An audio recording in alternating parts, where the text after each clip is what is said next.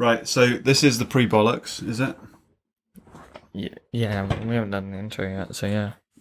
So, excuse me, shall we start? Because I'm about to start talking about stuff that should be in the podcast. Yeah, we can do. 1, 2, 3, 4. Shut up. I'm relaxing now. I can say what I like. Yeah, but just let me do the intro all professional and then we can talk bollocks. Yeah, go on then. Give it a go.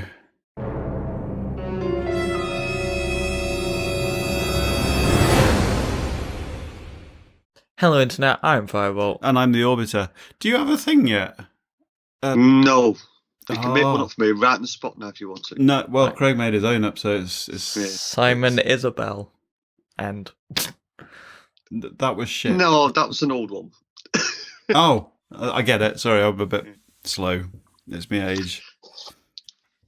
No, I don't really have one because I don't really have a persona. I'm just me. I'm just Simon. Simple Simon. That's it. Okay. Okay. Yeah. Sounds a bit boring, doesn't it? Simply Simon? I don't know. Not everyone needs a No. fake name. Okay. No. Some people have nothing to hide. I've definitely got nothing to hide. That just sounded suspicious.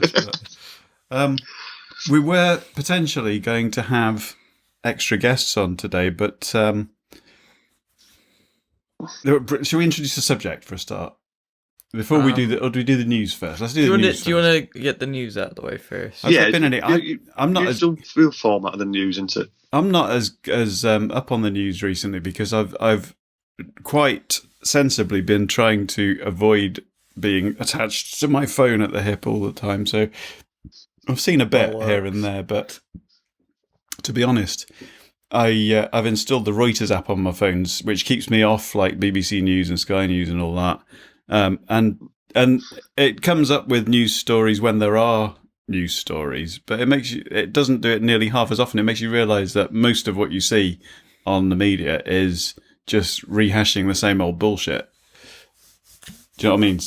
Just giving opinion on the same news stories and hyping things up. I guess, but sometimes it's worth looking at multiple sources for. Yeah, you can't just go off one source because every different sources have different opinions on it, don't they? So. Yeah, I suppose it depends on whether you're up for an opinion or not. No, the only things I've got on certain things, it's either BBC or ITV because I don't look at Sky. I suppose I don't really look at BBC, so really I'm just influenced by ITV. Yeah, that's all I watch. I kind of wish Channel 4 or ITV had a 24-hour news thing, because whenever I see clips of their news reports, they seem to be a lot more my kind of thing. Do you know what Channel I mean? 4 seems to actually Jon Snow's ace. take people to account more. Yeah. I think Jeremy Paxman was with them.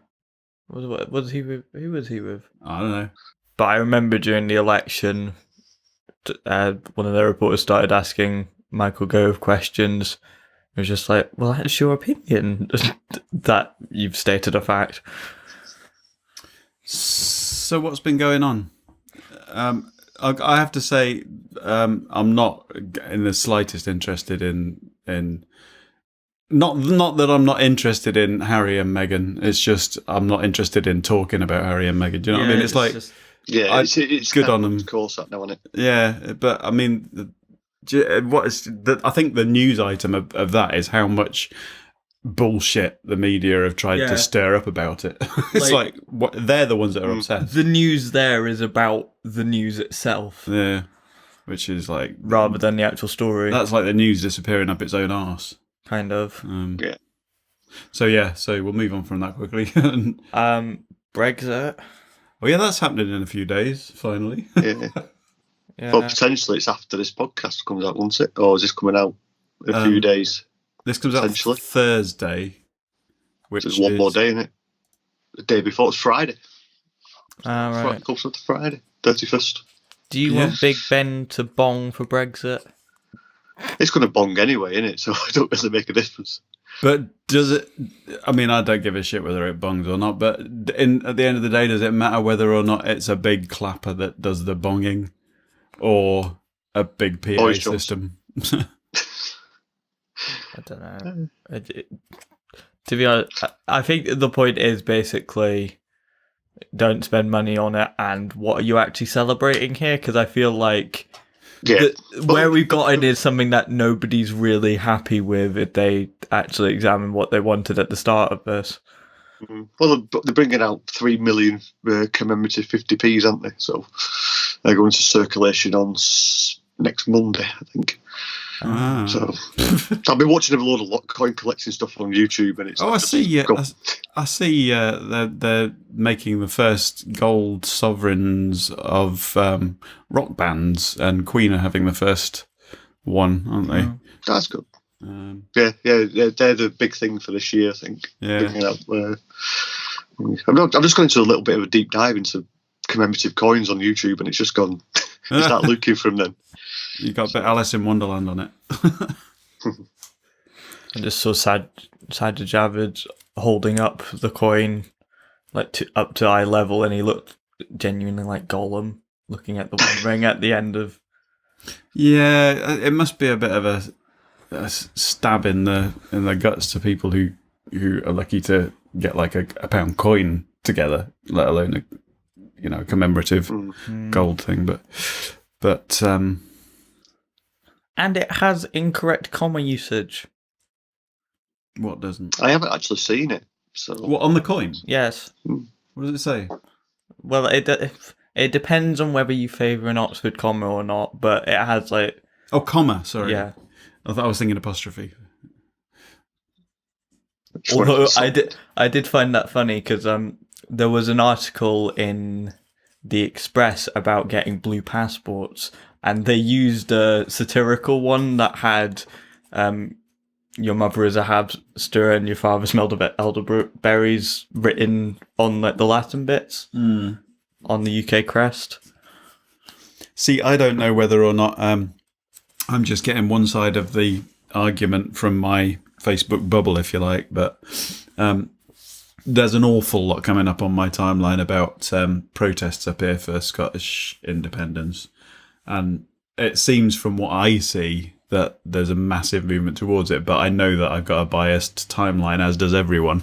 So there's probably an equally opposed bubble going on for other people's timelines. I'm getting a lot of adverts for a lot of foreign stuff at the moment. The suggested posts that you get on Facebook. I don't know why. I don't know what. I think Facebook keeps. I'm convinced Facebook is listening to everything you say. What do you mean what do you mean by foreign stuff? I'm obviously, when this goes out, I'm going to Disneyland Paris. Yeah. And I haven't searched anything on Facebook or anything whatsoever to do with Disneyland Paris. Right. On my phone. Yeah. But adverts for Disneyland Paris keep popping up. Yeah. It's kind of a bit freaky.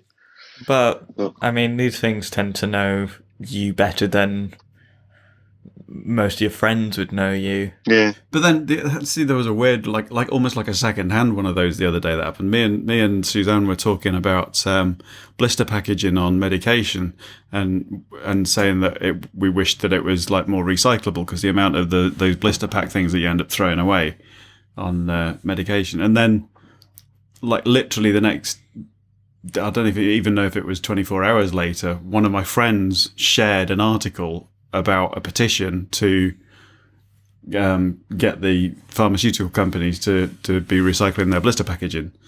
And I'm like, that one came out of nowhere. Well, the recycling around this area is terrible. Is it? Yeah, we can't. Well, when it comes to plastic, we can't recycle used food containers, even if they've been washed. You can't recycle cling film. You can't recycle any form of food packaging. Well, we can't recycle cling film, but what else goes into plastic? I mean, literally all we can do is plastic bottles and bottle tops. That's really it. Right. So liquid. If it's had liquid in it, it's all right. Yes, yeah, but they'll take fabric conditioner that's been cleaned out, but they won't give a food container, even though the food containers are cleaner than when they've been washed. I don't get it, but that's just round here. That's northwest Bolton, is it? Yeah, it's Bolton, but you go to Salford, you can recycle everything. Yeah. So, and that's 4 miles away. They're pretty good here. I think because we get our bins done on a fortnightly basis, like alternating. So it's the main bin. Same. I'll say the main bin, but it's not the main bin anymore.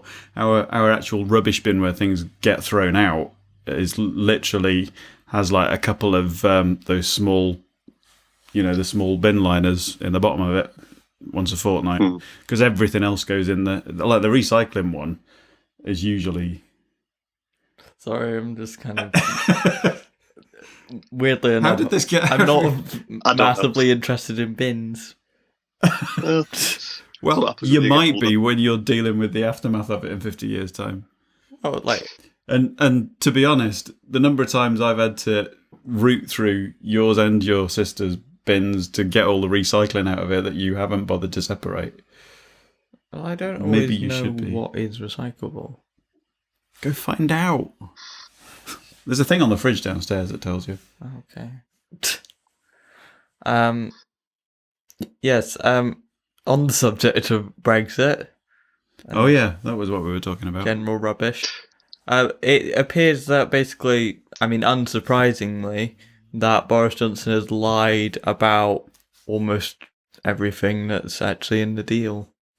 Like how the Irish border would work and the alignment between the EU and UK businesses. But this is the weird thing. We knew that before the election, Rights for EU citizens. didn't we? They sent it back to the Lords 3 times with no changes because they dared to ask for an amendment that allowed for different asylum circumstances for child refugees. Yeah. It's just... All gets confusing to me.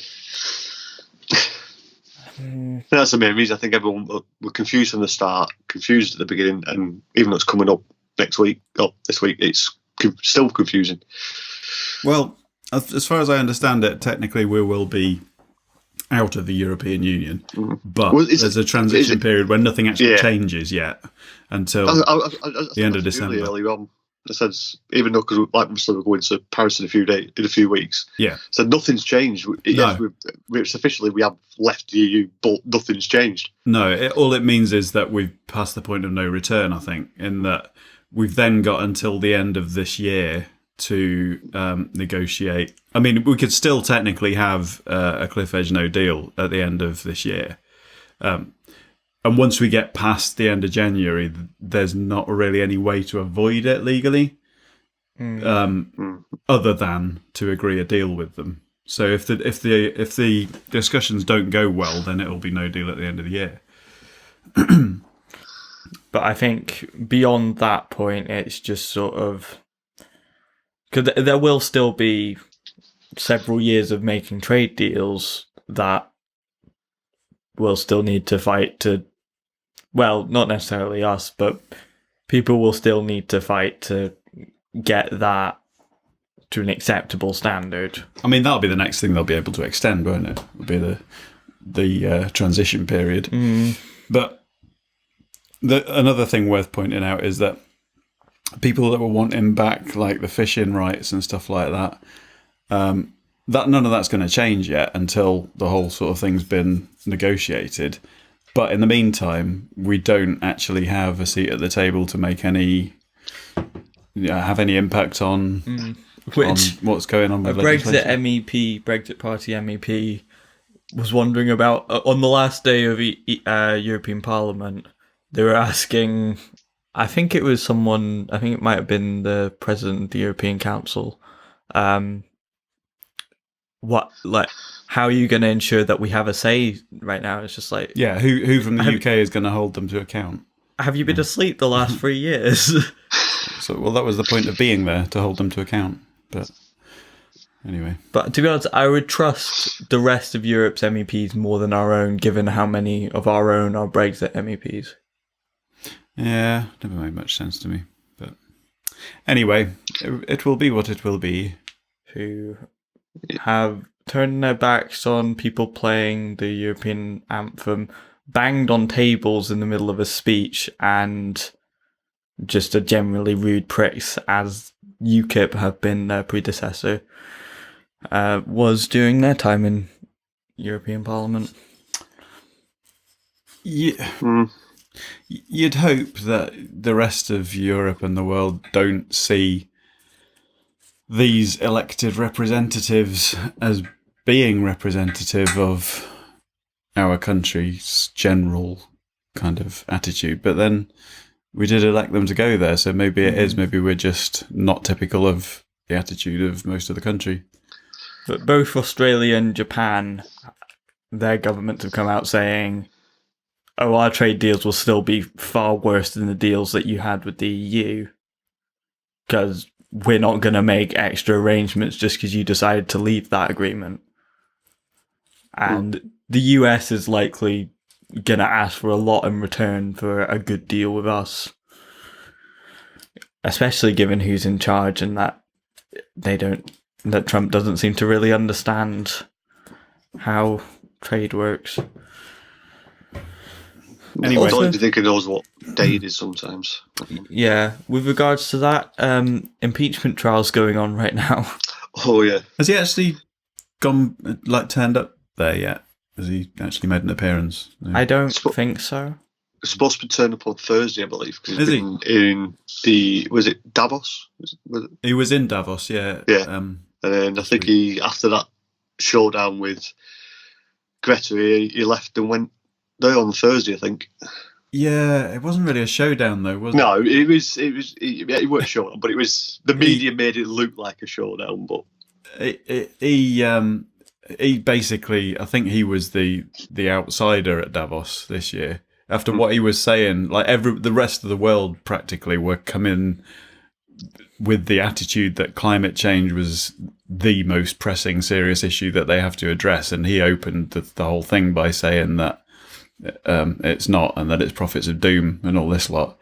But then they went on to spend the rest of the world basically then went on to spend the rest of the week talking about climate change and ignoring what he'd said.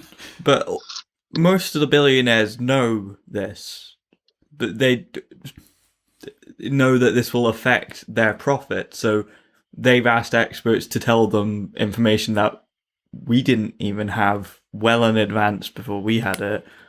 Like in the 70s, scientists from Exxon knew about climate change, but they swept that under the rug because of their profit margins were too important.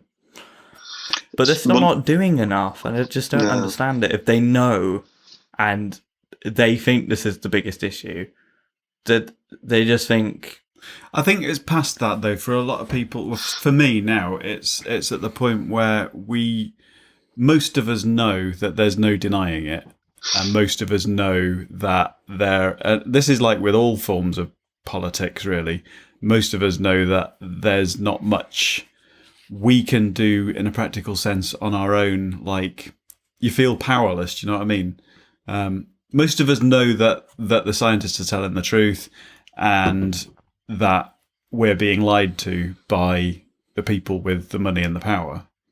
Or they're trying to manipulate us. Depends by most, who you mean by most of us? Most of the world or most of the UK?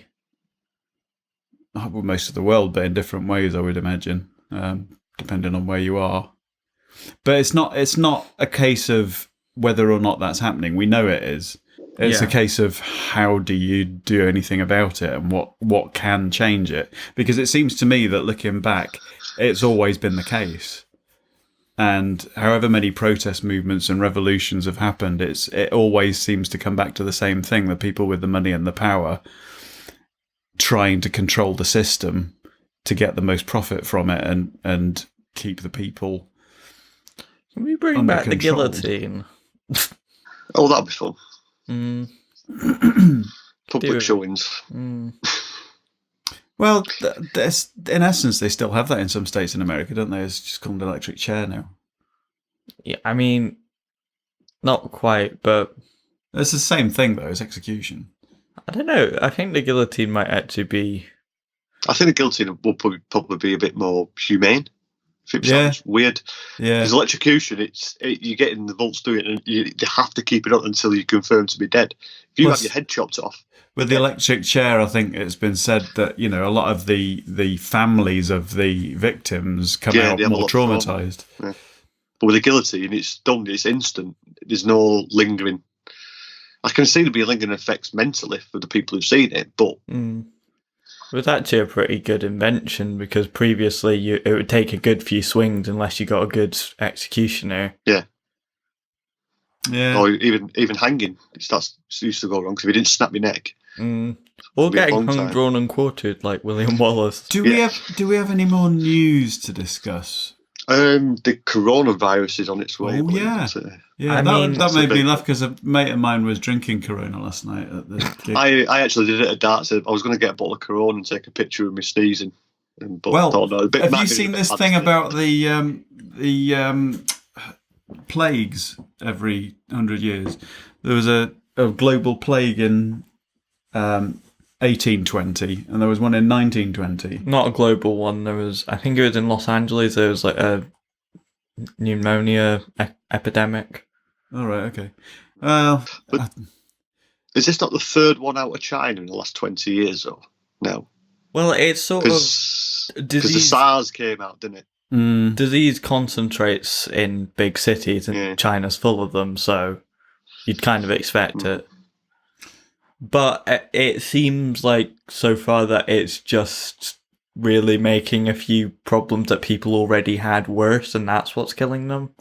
Yeah. So if you're asthmatic or you've got that kind of thing, so your immune system's not brilliant, it's just sending it. It's mainly older people that are dying in these cases. But I think the worry, as with all of these things that have come out from time to time, is that it would only take a very small mutation to make it very serious. Yeah, but I think the people worrying about that don't understand how mutations work. Well, I was in retail. I was talking about the scientific experts. I mean, it's just that we don't understand how to treat it yet. It's very much like flu virus. Well, that's what I mean. But when there's a new mutation that's never happened before, you've no way to practice treating that. It's just that the current drugs that we'd normally use to treat something of this kind aren't working. So there's a bit of alarm there, but it seems to be mostly all right. I mean, it will kill people. It's just when you're talking on a global population scale, it's not going to do much. No. But anything else news-wise? Well, the only reason I was asking that was because of a way to kind of link it into the subject of all of this bullshit that's going on. Are you tired? I'm always tired. It's middle age. And having teenage kids. I don't think it's unique to middle age. No, but I do try to get to sleep. So do I. Let's not just argue, have a family argument on a podcast. Yeah, what would aliens think of our planet? If they came here to visit? Depends. They have quite a different culture, I guess. Do you think? Probably. The only picture I've got in my head is Kang and Kodos looking up and laughing their heads off at how ridiculous we are at the moment. Also, it's unlikely that most aliens would develop civilizations. Well, the question is, do you believe in aliens? It's a statistical probability. That's what I said. With the amount of planets and stars that are out there in this universe, there must be something else. I hadn't actually considered that question, because I kind of assume that it's taken as read that there is life out there apart from on our planet, but some people don't think that way, do they? No, because the evidence, obviously we've not got the scientific evidence yet, because we would have started sending out radio signals in the 70s, and it would take for something to come back from 32 light years away, we'd already just start receiving them now. Yeah. So it's understandable with the size of the universe, we might not have any, as I say, evidence. I'm doing air quotes, but yeah, it's evidence of alien life form. We have received some radio signals that we don't understand, but that's not really confirmation of anything. It could just be a star that emits radio signals or something. In terms of what the word actually means, and I know you get annoyed when we go into semantics sometimes, but it's kind of linked. There is an assumption that if you're talking about aliens, we're talking about little green men from Mars or whatever, but races from other planets. But the wider sort of term is basically anything that's foreign, isn't it, or unknown to you? Yeah, because you go to America, you're an alien. Yeah. What was that? Was it Sting that had a song about? Oh no, Genesis. There was a song about an illegal alien. I'm an illegal. Yeah, but there's that Englishman in New York thing, and but yeah, alien basically means unknown, doesn't it? Yeah, it's kind of a generic term for that. So what are we talking about? Are we narrowing down on life from other planets? I mean, that's kind of what I think most people would think first, but the thing with like the titles of these that they can mean several things, and we discussed that. I'm going to read out a message that we had from our potential guest flat earther that Craig's been trying to get on to the programme for a long time because he reckons we'd rip him a new arsehole. I had something set up for a big style, but never mind. Well, now we'll leave it for now. I'm gonna ask you to hold back until I've finished reading this. I have read it. All right, this is the response from the flat earther to the invitation that Craig passed on. He said, "I've been sick as a dog this week, so I'd struggle anyway, mate, but it's laws of nature versus cognitive programming and dissonance. There's no debate, bud. Laws of nature have not and cannot be violated or we'd stop breathing. Research the laws of thermodynamics. I'd rather let grown adults continue with their leaps of faith to stay content and happy in their religion on this, albeit fake religious day of the week. Second law of thermodynamics states space doesn't exist. Discussion over." That guy's a crackpot. Yeah. I think that just sums it all up. I think when you I think it's when difficult. you make your only statement, when you've been invited to discuss something and your only statement on the subject in your absence ends with discussion over, you've kind of shot yourself in the foot. I think a lot of these flat earthers sort of brand themselves as free thinkers going against what the main consensus is because they're... I feel like we should have got a photo of him and had a nice sculpture of him on in his place. like radicals but I feel like if you're saying there's no debate about something, you can't really claim that, although I don't know if they would. But with regards to the second law of thermodynamics, I believe, if I remember correctly, regards entropy, which is from an ordered state, things can only get more disordered as time goes on. I'll have to look up the specific wording. I really thought things can only get better there. Well, I listen to the Infinite Monkey Cage podcast a lot, and that's got Brian Cox on it, who's the keyboard player for D Ream, who does that song. And frequently messages tell him about things can only get better, and he's like, it's the most scientifically inaccurate song, and he's just really mad about it. That was, I think that was number one for weeks. Well, wasn't it used in a Labour manifesto? Possibly. Political campaign. But that seems a bit dark now. Right, the second law of thermodynamics states that the total entropy of an isolated system can never decrease over time and is constant if and only if all processes are reversible. Isolated systems spontaneously evolve towards thermodynamics equilibrium, the state with maximum entropy. Entropy is basically disorder.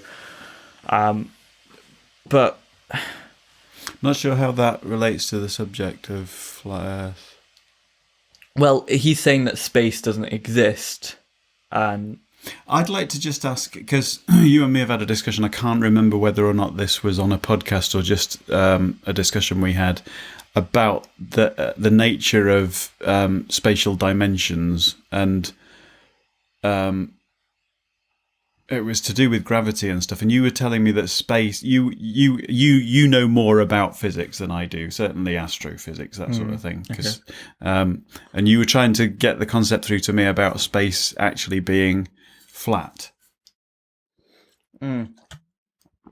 Well, and I had trouble with that concept, and how matter itself is what curves space.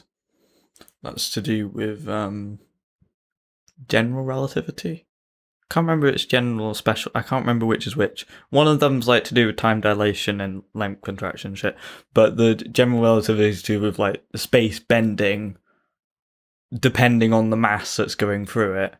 So if you were in a absolute vacuum, then the only bit where space was curved would be where you were. Yeah, because I mean, I've seen these kind of graphics of planets in space, and it's almost like they're on a sheet, and where the planet rests is like an indentation in that sheet. But I've always thought that was a really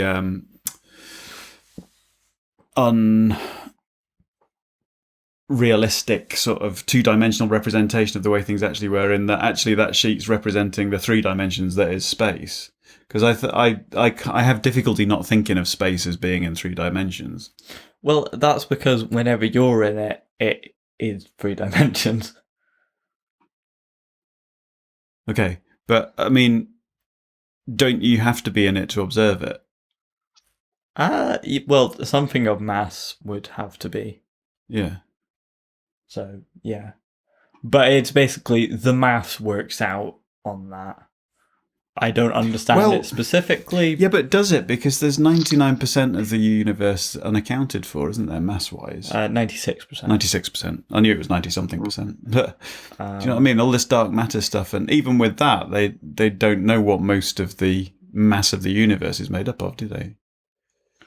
Yeah, they... Also tied into that is the universe expanding. And wait, just... I know what it is. To address the thermodynamics thing first. It's the aliens that we haven't found yet. To address the alien Big Macs. Wait, let me get to my point. And swirling saucers. Address the whole space doesn't exist thing. Basically, if space didn't exist and Earth was an isolated system and that's all there was, everything else was just a painting on the sky, then Earth would have to be getting more and more disordered, but that wouldn't really work because there's although actually it's even worse under their assumption that it's a flat Earth because that's even more ordered. But it's just... Well, the thing is, he's not actually addressed the subject of the podcast, which is aliens, because Craig did mention to me that he does believe in aliens. How do you believe in alien like that? Those kind of aliens? If yeah, you don't believe space exists? That's where my mind exploded when he says space doesn't exist. But Craig said the guy believes in aliens. I'm like, no. Like other realms, like God is God an alien? I don't know. Well, see, you haven't got onto Star Trek Voyager because you're stuck halfway through Star Trek Next Generation, but there are aliens that they encounter in Star Trek Voyager that come from a different dimension. And I think there's a common theme in a lot of sci-fi stuff, isn't it? That there's dimensional beings. I mean, we have a very limited view of that life has to be carbon-based for a start. Or is that the case, or is it just that life like us would have to be carbon-based?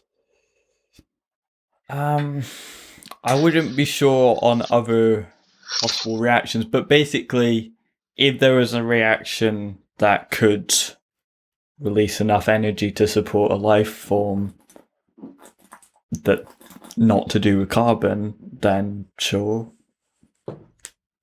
But I mean, I'm doing this in biology right now, like anaerobic respiration, and it like fixates carbon onto a cycle, and that's how basically glucose is formed. But if, say, life form had a different sustenance other than glucose, but I'm not sure anything non-carbon based could do that. You're talking about carbon being on a cycle like that. It sort of made me think about the whole. I mean, to what extent we are life forms which are made up of lots of different things, which includes other life forms. You know, there are organisms that live inside us that are essential to it. You know, are almost what do you call it? Not parasitic. What's the other one?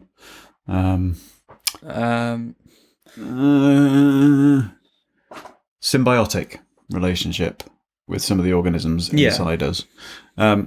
So in that sense, could you, to a certain extent, say that possibly the planet is a living organism and we are...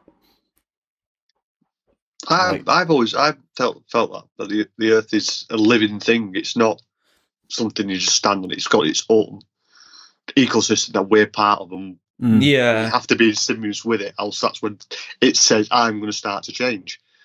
It would be a very macro ecosystem, though, because it's sort of just life forms developed on it, but that's sort of what gives it its character. To give Earth its balance, it decides that it needs to do this to change itself, to get itself back in the right balance. Because, example, the ice ages, with forms of ice ages that happened, we are accelerated towards a new one, according to science and global warming. But what caused the rest? When they've done the ice cores, how many have they found? 10? Just sort of... Over 10 different ice ages over the depth that they've done before. So what's caused the other ones? If we byproducts of meteorological effects like the pressures and stuff. And so it's that's how I see the Earth is a living thing. There's almost a quasi-religious kind of view of something called Gaia. Have you heard of that? GAIA, I think it's called. Yeah. Which sees, I don't know if it's just the Earth or a planet itself, but basically the whole system that you live within is a living kind of... I think it might be a Greek god, I'm not sure. But all of this reminds me very much of the Isaac Asimov future history stuff, because that kind of goes through the whole evolution of, if you haven't read it, get on it. It's like there's just tons of books in the Robots and Empire series and stuff, but it's basically the whole galaxy basically evolves as eventually you're talking about like one massive organism, which is the galaxy. But it starts off from the point of, like, I think it's early to mid 20th century when humans start developing robots, and then it goes through like advanced civilizations throughout the galaxy after that. But it's all systems upon systems. Do you know what I mean? It's, an alien. Would it? We have a kind of a definition of it coming from another planet, and us being able to maybe, communicate with them as physical beings, if you like. But I think, while it's extremely likely that they exist, we'd be very lucky if they existed at the same time as us for a start, but also in a form with which we could communicate or could even see the other kind of... I mean, who's to say, we're not the size of a microbe to another alien? Well, it's quite bizarre that we basically, and you'll know some of this from your acoustic theory, I guess, communicate via, for the most part, pushing air through different weird shapes that our mouths make with the help of a weird little waggly thing called a tongue. Yeah, and a voice box. Yeah, we basically manipulate molecules. We send vibrational waves, acoustic waves. We send them through the air. But various species have different ways of communicating on Earth. Like ants release various pheromones to deaf people. Well, yeah, there's that within humans, but like ants basically let other ants know what kind of ant they need to be to make the colony function. So if there's already enough worker ants, they'll say, "Oh, you can be a soldier ant." So is that not the same principle of DNA though? What? DNA in cells. Every cell has a copy of your DNA, doesn't it? For the most part, yeah. But they all kind of communicate as a collective to tell each other what to become, don't they? Like, that DNA somehow gets the message to a cell that's in your eye to become an eyeball cell. Well, stem cells, when you're developing as a fetus, basically decide which genes within your DNA need to be switched on or off to make that the right cell. But I think that word in itself kind of brings up the conundrum there, because you said they basically decide. Well, various reactions happen that the reason that they still happen is because it's been successful so far, so they've continued. Yeah, that's the evolutionary theory thing, isn't it? Any input on all this? You seem to be a bit... It's a lot to take in, because you've said a lot of things that I've heard before. Right. Try to process it, and it's actually mind-boggling. I think it's interesting looking at science fiction over the decades and how aliens are portrayed. Yeah, because I was saying you're portraying an alien as a physical form. It might not be a physical form. The alien could be something that you physically can't see. Yeah. If you think of it that way. That's what my mind's spinning at the moment. It's like... I can't get the Gorn out of my head at the moment. I can't get that one out of Red Dwarf. I kept changing shape into a cigarette packet. Oh, what was that? Do you remember the one they had to throw the can of lager at to kill it? The curry alien or something. How do you kill a curry? It was a curry monster or something. Yeah, it was the one that it could just turn into anything. I can't remember what it was. Oh yeah, I think, was it not that monsters appeared based on whatever they were thinking, and they had to stop thinking? They all emptied their minds, and one of them thought about a curry. And this monster curry appeared, and they had to kill it with a can of lager. If you don't know, you need to go watch Red Dwarf. Oh, we've watched them all. Yeah. Although I haven't seen any of the new season. Have you? Yes, I watched the... How many are there? Well, the last one. There was a 10 now, I think. Is it 10 or 11? They are filming a new one. What was the special one that they did on Earth? That was 10, I think. Right, no, there is a new one after that. Yeah, because is it out yet? They took out. Yeah, the I've seen laughter. clips from it. They took out. I have got a reminder on Dave, but it's not come up yet. So it might be that they've filmed like a second of those new series, like season 12. I thought that 3-parter was season 9, and I thought season 10 was the new one after that. Could be, but no, look it up. Well, that was But it is. Sorry. I'm just saying that's why I got most of my knowledge when I was younger for aliens was Red Dwarf. Yeah, Red Dwarf and Star Wars. Even though Star Wars is a long time ago in a galaxy far, far away. A weird amount of what I know about the world is from The Simpsons, because I've watched. Well, I think. Well, that was another thing that's popping in my head earlier. If aliens do exist, do you not think Matt Groening might be one?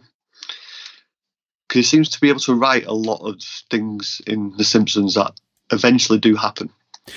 I certainly think if they were intelligent enough, they would find a way like that to communicate. Because an alien travelling from if they're going from another planet to here, they could have travelled here 100 years ago, but it's only taken them. It could have taken them thousands of generations to get over here because of the light speed thing. But it's sort of like they were given the amount of time it would take to travel to things. Yeah, you probably wouldn't just go, "Oh yeah, let's just go over there," because I wouldn't imagine our solar system had much interest in going on when they set off. So, unless they had, light speed travel, faster than light travel. Yeah, or unless they were somehow nearby and we haven't detected them yet. Or they're just doing Galaxy to Galaxy and doing was it time skips or light jumps, whatever they do. But also, I just watched Endgame again today, so that's why. All right. No. we are actually in quite a quiet part of our galaxy. We're like on the edge in a fairly uninteresting part. We're not near like where most of the stars are in our galaxy, so it'd be less likely that there'd be life out here as well. Could that be why life has had a chance to develop here, though? Because there are Perfect balance. less hazards. I mean, during the... I can't remember what it was called, some kind of massive bombardment period. When the Earth was being basically bashed the fuck out of by meteors and comets and stuff. If you're in a much higher populated area of the galaxy, are there not going to potentially be all sorts of things like that going on more often? I don't know. I mean, generally, those sorts of things would be attracted by the mass of our sun. But,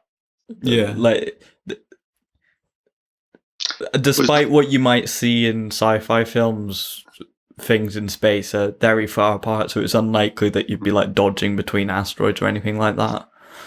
Because our sun's like technically one of the smaller ones, isn't it? In compared to ones that they have estimated the size. It's quite small. Kind of medium-sized, I guess. I think it is classed as... I think it might be a giant. I thought it was a dwarf. Was it not going to turn into a red giant and then into a white dwarf? No, not the fucking newspaper you're talking about. Its life cycle. What is it? Sun banned in Liverpool. Oh, we're Googling that because Craig was telling us about that. All right. A yellow dwarf, that was it. There's a yellow dwarf, which is one of the bigger dwarfs, but it still has a red dwarf to go before it gets to being a giant, I think. Right. There's a chart here. My understanding is it will expand and destroy all the inner planets first, won't it? So we better be we better have got the fuck off into space by that time. I think it's another 500 million years away yet, isn't it? Something like that. Yeah. Another few half-lives. We'll still be negotiating Brexit. But I imagine our species will be long extinct by the time anything like that happens. Yeah. There is the survival kind of drive, though, isn't there, for a species that they do tend to... I mean, humans have been incredibly adaptable, and that's why we've... But also, like, on that time scale, we would likely be a different species. Yeah, we'd have evolved. Possibly beyond physical constraints, maybe. I don't know. Who knows? I think we'll blow ourselves to Kingdom Come before any of that comes. Yeah, but then back in the 80s, I thought that. We all thought that was going to happen before. Yeah, but I'm talking like a 1,000,000-year time span, not like 100 years. Given how long we've known, how much we've known, like it feels just likely that we'll make just a catastrophic mistake somewhere. I've just got this image in my head of a scientist in a lab realizing something just at the moment where it's too late and going, oh fuck, and then vaporizes the entire planet. But we won't feel it, so that'll be fine. Yeah, that's the big issue with AI, because if you fuck it up and it figures how to connect, basically if you connect it to the internet, it could probably kill all of humanity. A general intelligence. Well, that's Terminator, isn't it? That's Skynet. Yeah, but it wouldn't be like hunting them down like that. It would just be like it could just launch nukes at various people or release gases. Or, in an easier sense, it could just kind of allow that species to poison its own atmosphere over a long period of time. Because time's no thing to technology, is it? Like, computers don't really. Well, computers still need electricity to run. So yeah, but basically, if it had something that like was to preserve itself before anything else. Sounds like we're going down the Matrix route here. Yeah, we're going to end up on flat Earth, aren't we? And being batteries. They're making another Matrix, aren't they? Oh, should have stayed at number 1. I enjoyed the other two, but I enjoyed them, but they should have just left it at number 1. It went a bit. It sounds weird saying it as a science, so it's unrealistic. See, the only problem I would have with that was when I got to the end of number 1, it felt like it was the introduction. I felt like it was the prologue. Well, it felt like it ended. It felt like that was it. Right. For me, it was more like this is how he kind of realised what he was capable of. Do you know what I mean? It was like the training kind but of. Like, the first one was an action film with some philosophy scattered through it. I mean, it was completely original. I think that was what it had in its favour. Yeah. The other two were largely philosophy. Like, they had full philosophical conversations within it. Have you seen the That lasted like 10 minutes. Stephen King film adaptation of They Live? No, it is on my list of Stephen King things I'm watching at the moment. I'm going through all this stuff at the moment, so I won't ruin it for you then. But that's well worth watching, and anybody who is into their stuff like that, then watch it. That's a really vague thing to say, isn't it? I don't want to spoil it, but don't worry. Nothing. Usually things like that. Someone's going to spoil it, spoil it. Don't matter to me. Have you seen Aliens?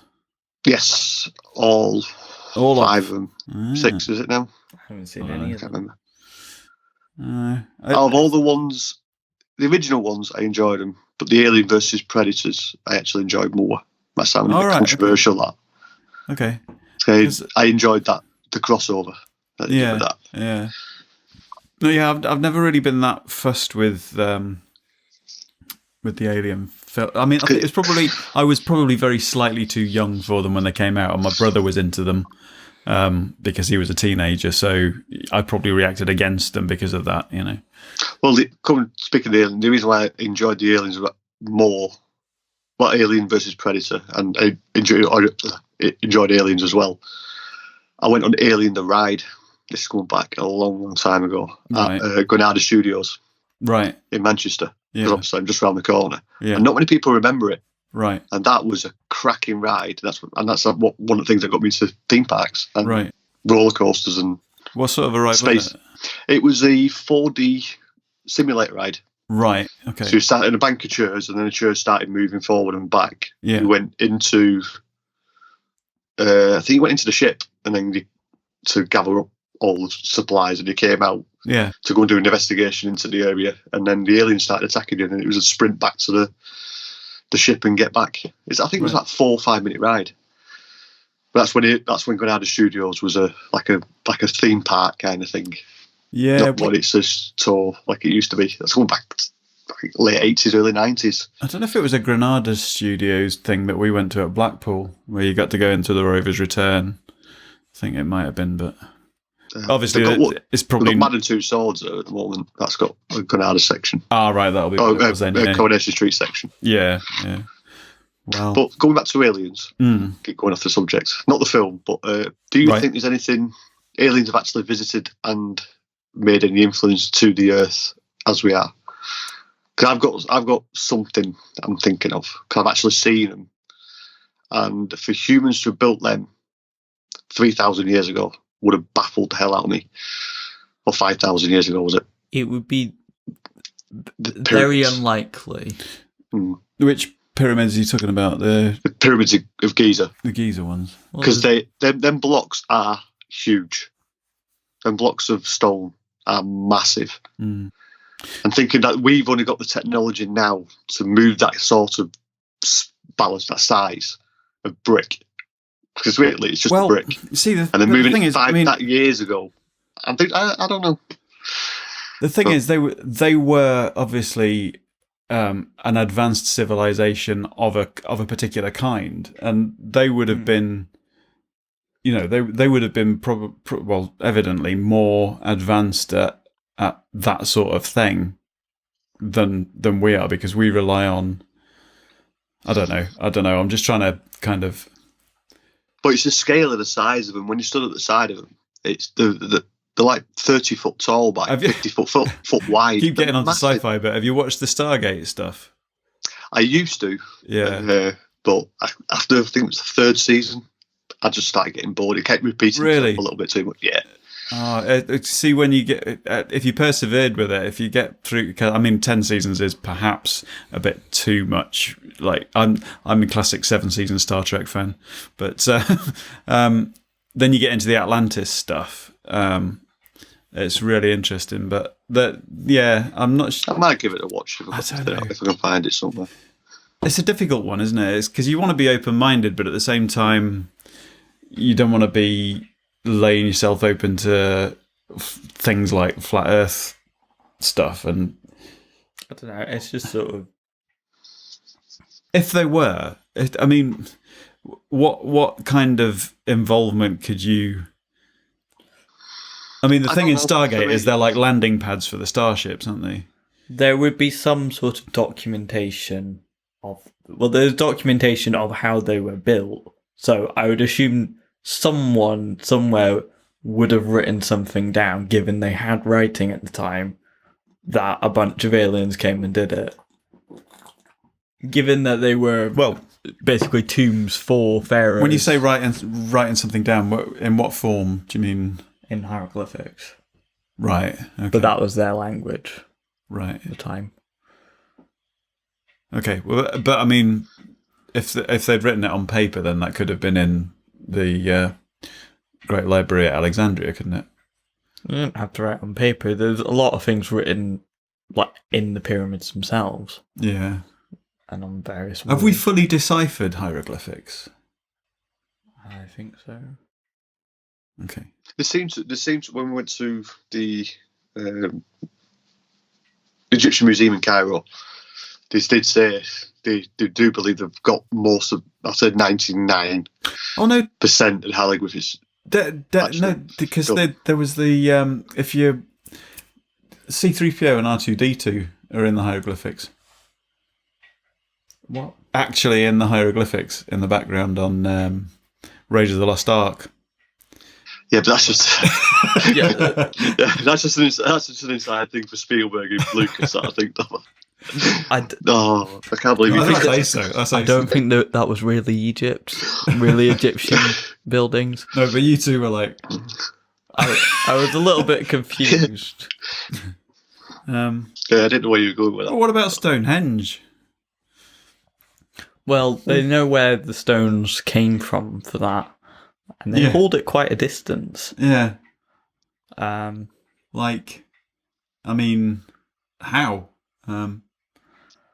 Dedication. Back in the good old days, they weren't afraid to get their hands dirty. Had a little bit of elbow grease. That must be quite alien to you. What is elbow grease? If I have got elbow grease, this is not working very well. Right. This reminded me of when I was a projectionist. We had digress. I don't care. We had a what was she? She was foreign, Portuguese, I think. A Portuguese member of staff in the projection department, and we all we most of the shifts we used to do on our own, but then there were some that we were doubled up on for doing ad changes and stuff like that. And we had these big spinning platters that the film went on, and we used to have to clean them because they get dirty. And this girl was having trouble getting some of the marks off of this. So one of the other projectionists says put some elbow grease into that, and she's like, what's elbow grease? Because she'd never heard of elbow grease, so she thought it was actually a cleaning product. So he sends her out to the shop to buy some elbow grease. She comes back about half an hour later. She's like pissing herself laughing. There was the other thing is a projection manager used to tell us about when he was younger. He got asked to order a load of Q dots. I don't know if you know what Q dots are. Haven't got a clue. Back in the day of actual film, when it was coming up to a reel change, you might have seen it. There's just little circles flash yeah, up the on little, the screen. the little flash in the corner. And that used to be literally, I think, about 3 seconds before the end of a reel, so that they knew when they had to do the changeover to the other projector for the reel change. And they're called Q dots. But they're actually marked on the film. And he was told that you had to buy them specially, so he had to go and order these Q dots to put on the films. Which I'm sure they had on Aliens, the film. That was the link I was making. That's a little projection joke. Probably, yeah. I do know a few projectionists over in America. Are they still around? No, they've all lost their jobs over time because it's all gone digital now, isn't it? Yep. Yeah. Click a button and let the computer do its job.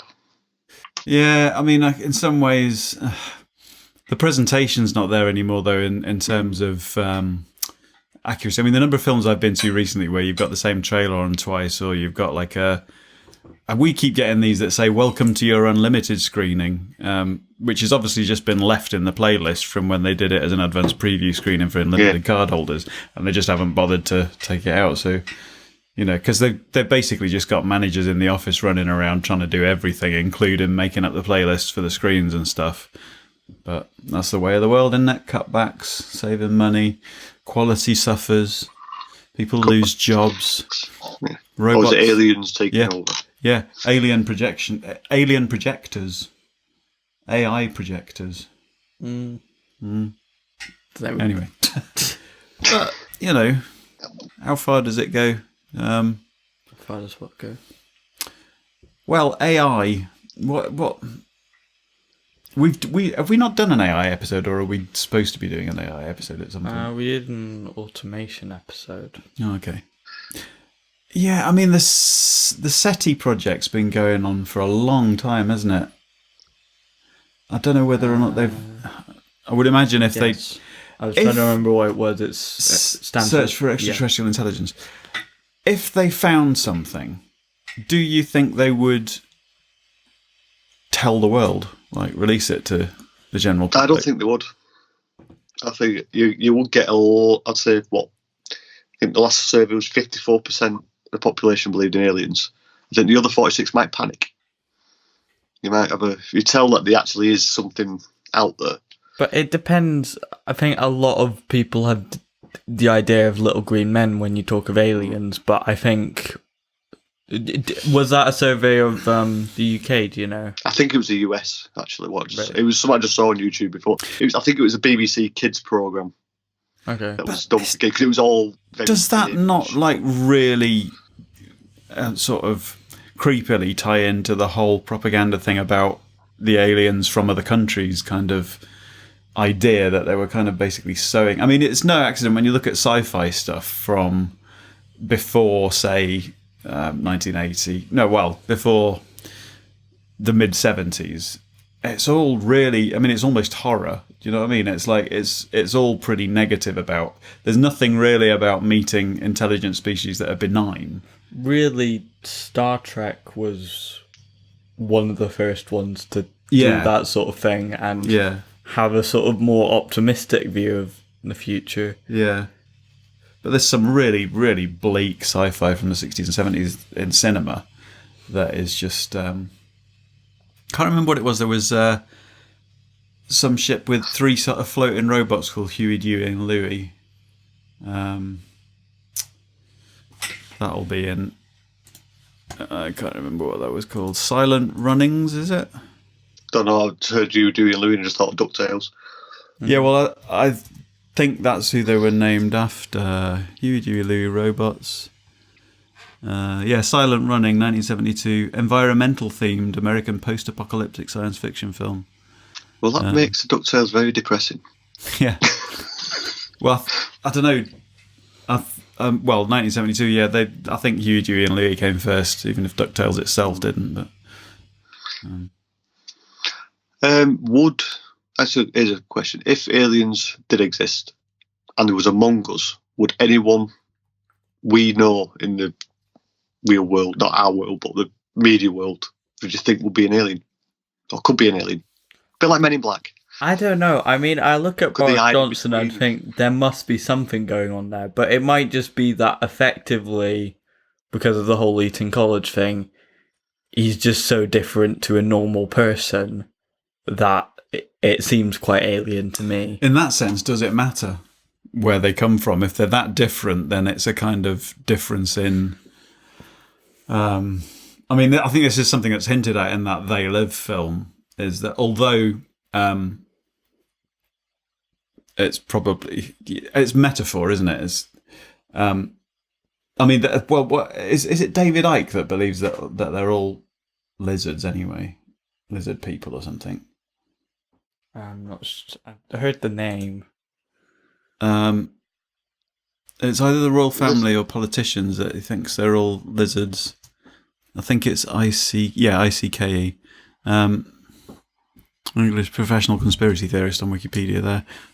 He's a former footballer. I didn't know that. I know he's a sports broadcaster. Are they different people, though? No, I don't think so.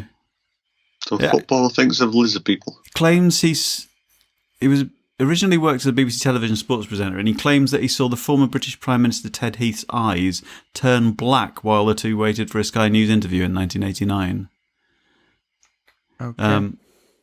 And while he was spokesman for the Green Party, that's not good, he visited a psychic who he said told him he had been placed on Earth for a purpose and would begin to receive messages from the spirit world. Okay. Seems like a guy that's got his shit together.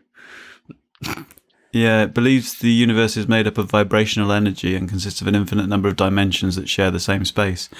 Well, that's not that far removed from scientific kind of theory, is it? What was this? That he believes that the universe is made up of vibrational energy. Yeah, well, that is basically waves. Consists of an infinite number of dimensions. Maybe not an infinite number, but that share the same space.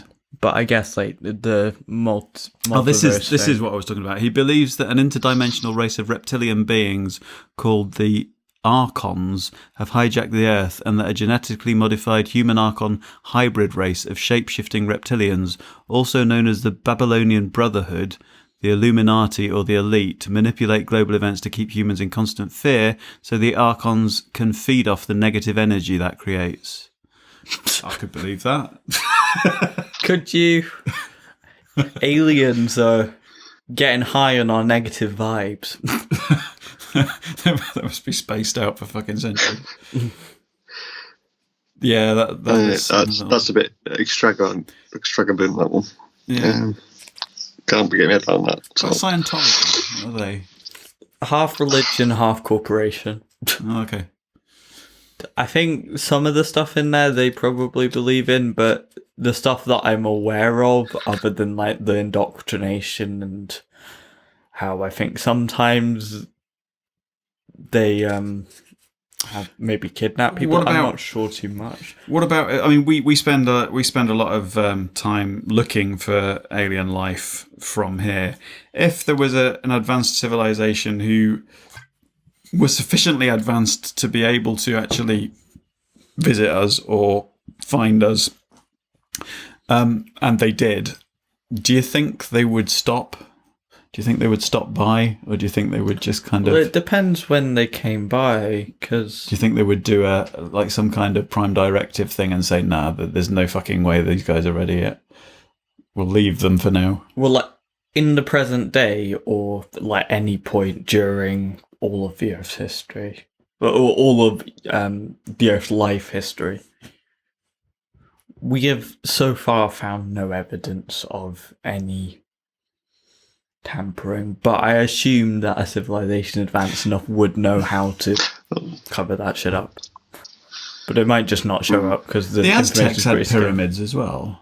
But are they not? The stone blocks weren't as big with theirs, were they? No, there was smaller and a lot smaller temples as well.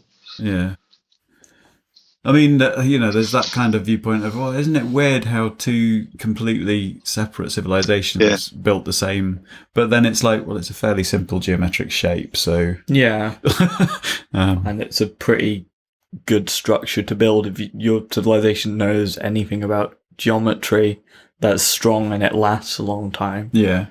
Like towers, they'll fall over time and erode, but the pyramids, even in Egypt, are mostly intact. At least the big ones. Yeah. How old are they again? 5,000 years, did you say? I think it's 3000 BC. They were they've been dated to, but whether depends when you're talking about. Yeah. I'm just going off what I was told when I was on the course. Big lions. The tour, as they do. And big lions, what were this? The sphincters? Sphinx, that's a lot younger, I believe. That Are was they? built later, yeah. Ah. I know the nose is the nose still in London? I think the nose got nicked. Right, okay, because I know there's Cleopatra's Needles on the north bank, is it? It was constructed in somewhere between 2580 and 2560 BC. Yeah, so the Great Pyramid of Giza, the biggest and the oldest of the three there. Which is the one on the left when you look at them in the picture. Even though the one in the middle looks the biggest. It's do they know what's inside them? Is there? I've been in. They're just like long tunnels, right? And then into open chambers. We went down into the Great Pyramid, right? And it goes at a 35 to 40 degree angle. And it's about 3 foot. Say you went down in it, did you have to sort of go up it a little bit to go in? No. Or, no. So when you went down, you were going underground then? Yeah, technically you're going underground. Right. I think it went down about 30 to 40 foot. Right. Then it just opened up into a big chamber, which there was a stone sarcophagus on the right-hand side. Right. But then there was also a lot of chambers coming off. And did all of that seem to be underground, like the big chambers that were open? Couldn't, but they're saying there's a lot that they haven't actually excavated yet because it goes upwards to go down, but some of the holes are only maybe a foot tall. Right. So I suppose the last thing I want to do is like dig the wrong boulder out of the way and the whole thing collapses. But the other one, the middle one, I know you go up, I think about 30 foot, 40 foot in there, up the side of it, then you go into it. Yeah, because there's like one with a ramp, isn't there? Like a disabled ramp. I remember a story a while back. Someone like accidentally found a second tomb within one of the pyramids.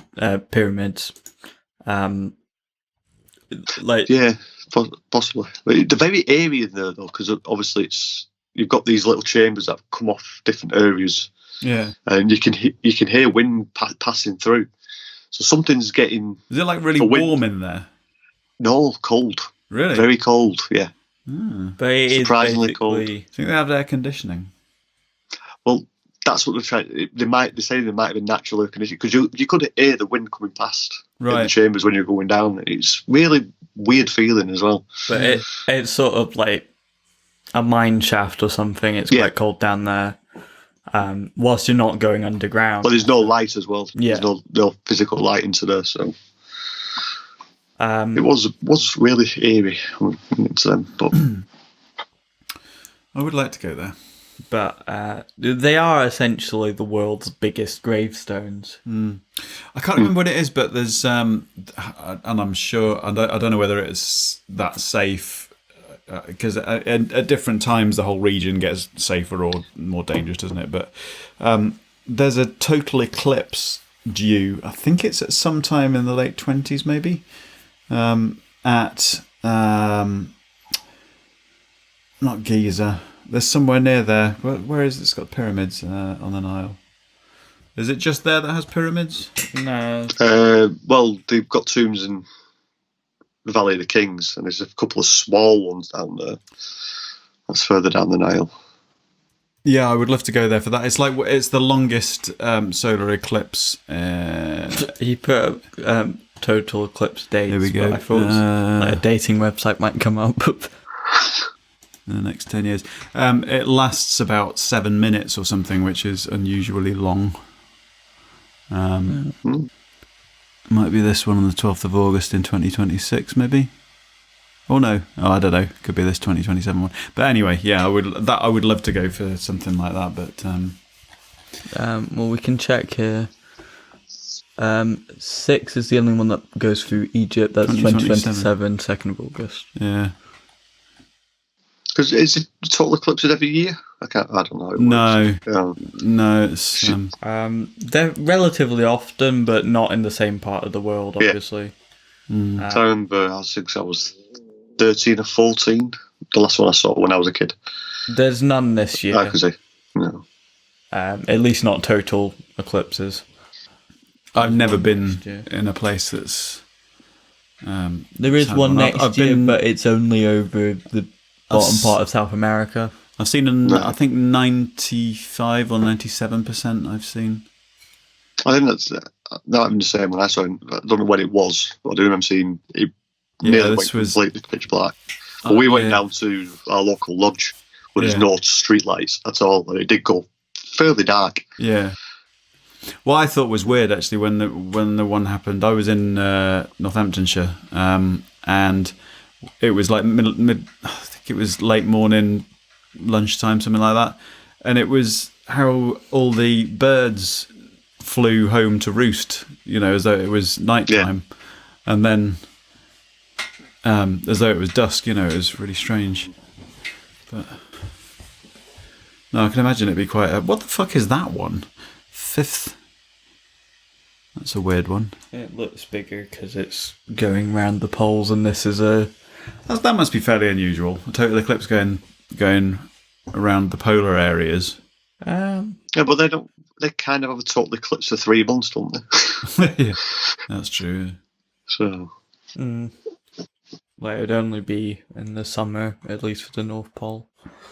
Well, summer and winter are different, I guess. But see, that was a thing that I didn't understand until a weirdly late age, that in the Southern Hemisphere, they do just call our summer winter. And vice versa. What? Yeah, it took me a while. Yeah, it's like Australia now, having the summer, aren't they? Yeah. Yeah. Yeah, that's what I mean. I never got that. I'm same as you. I never got that. But I just thought they thought like. 12. I just thought like winter was just hot for them. Oh, right. Rather than that's what. Yeah. they Well, called it something. see, I didn't, but the probably I'm thinking the only reason that I probably didn't was because when I was a kid, we had. Nan, my mum had a friend who lived in New Zealand who came to visit once, and they gave us like a present, and it was like a joke book, and it was "Why do birds fly north for winter?" or something was one of the jokes in it, and I couldn't understand it because I'd heard the "Why do birds fly south for winter" thing, but then I suppose hearing that at a young age made me kind of think about that.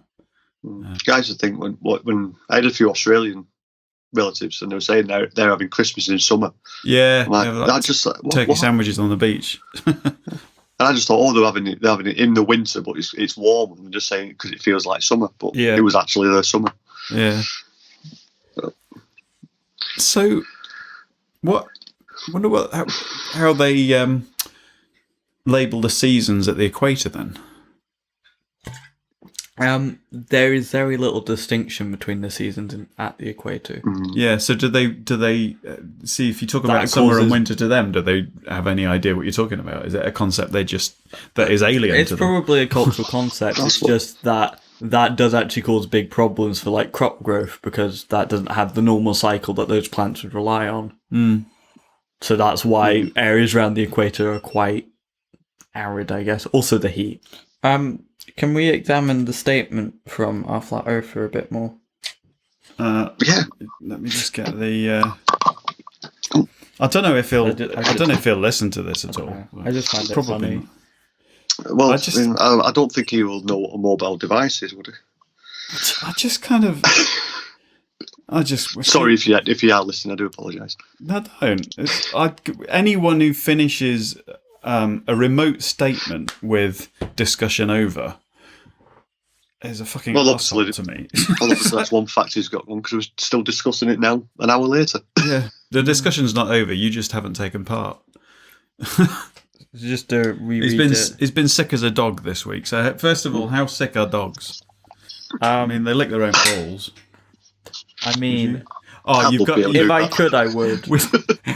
I'm gonna go meow, and you're gonna have to watch. It's not quite out yet, but it'll be on Patreon very shortly as our special Valentine's Day episode that we recorded the other day. I think Theo's not going to recover from that mentally for the rest of his life. I shall say no more, but it was weird. It was quite weird, but Right, so after the tick of the dog bit, it's laws of nature versus cognitive programming and dissonance. Right. So, I mean, I can. That's coherent. What's cognitive programming and dissonance? I've just Whoa! come all over myself with Stop, Jesus! Oh my god, I'm absolutely fuck that soaked. And you've done it in Yenna's room. She's gonna be so pissed. Shh. Well, she's not. But Well, you are. I'll give I it. think, is that a first? What? That I've just You ejaculated on the podcast. my head frothed over. Was it thinking of our Valentine's Day? It's all over me leg. I mean, yeah, like the cognitive programming and dissonance thing.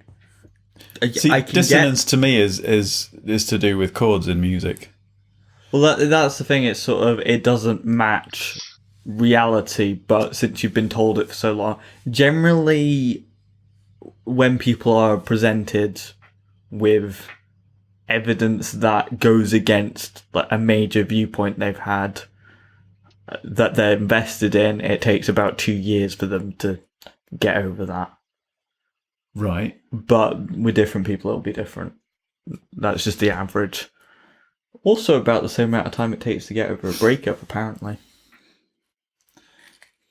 See, the thing is, to me, I mean, having been to NASA, not NASA, Cape Kennedy, what is it called now? Kennedy Space Center. Yeah, having been there, I'm almost at the point where I would think, do you know, if it was a hoax, fucking good on them. They've done such a convincing job and done so much to make it convincing that I'll buy into it because that's fucking impressive. Do you know what I mean? But like, you can fucking see it when you can see it physically launching up.